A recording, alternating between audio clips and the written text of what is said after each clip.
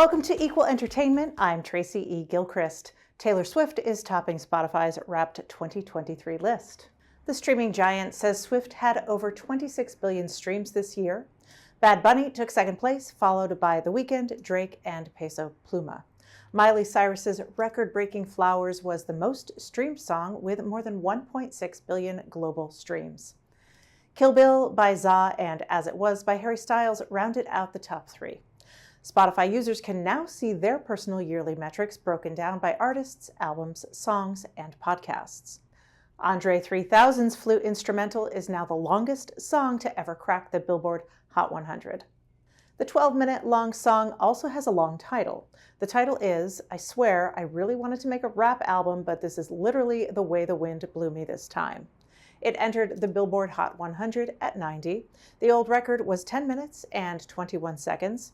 Andre 3000's album New Blue Sun is number one on the New Age Albums chart. The Oscars will start 1 hour earlier in 2024. The night will begin with a 30-minute pre-show.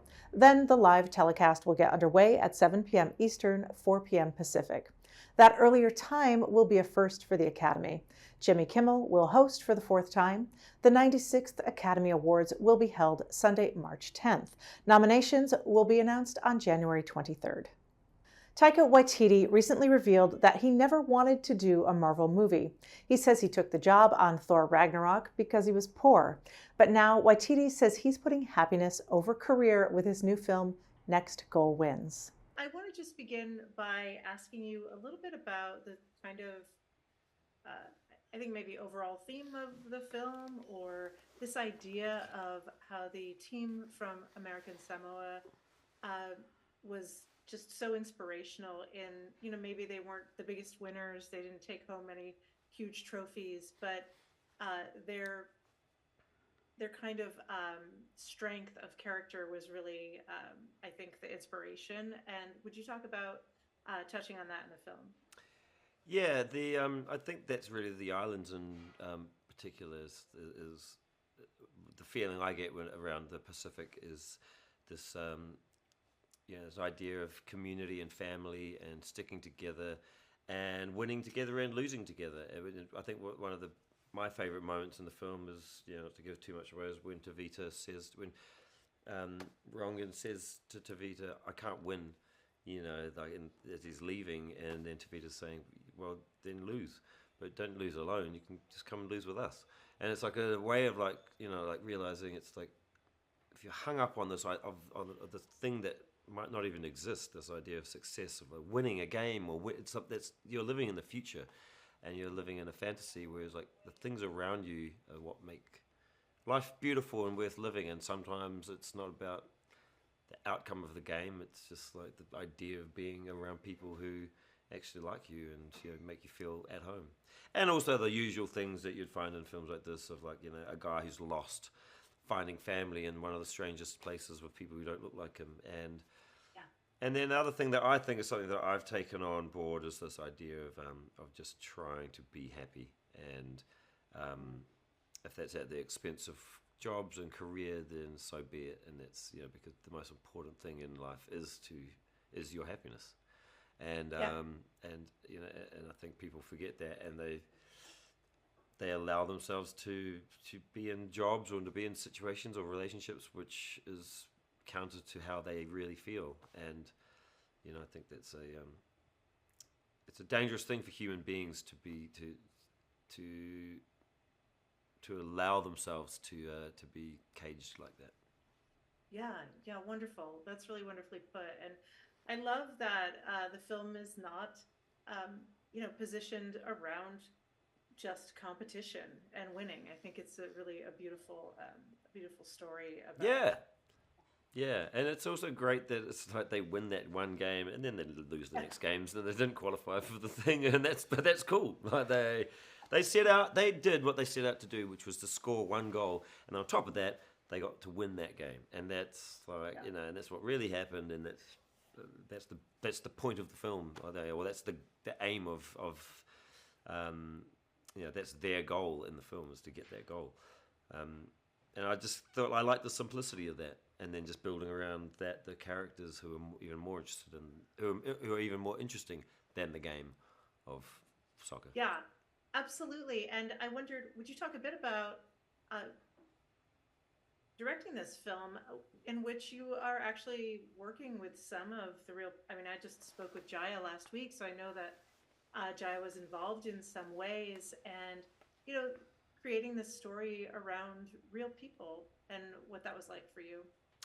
Yeah, I had to allow myself the to make my own version of that story because I'm just not interested in telling the exact authentic, depiction of those events because that's the documentary, and what's the point of redoing that? So, I wanted to make it more entertaining and like create, have the ups and downs of a normal film like this, and villains, and and heroes, and just make it more of a fable, really. And that's why, I start the film with this priest who tells this tale. It's like, which is just telling everyone, we've taken some liberties here because we're just making an entertaining version of this film. Some of the film takes place in the future, as well. So it's like, it's definitely not real. And but with the characters, like with Thomas and Jaya in particular, who are the main characters I feel in the film.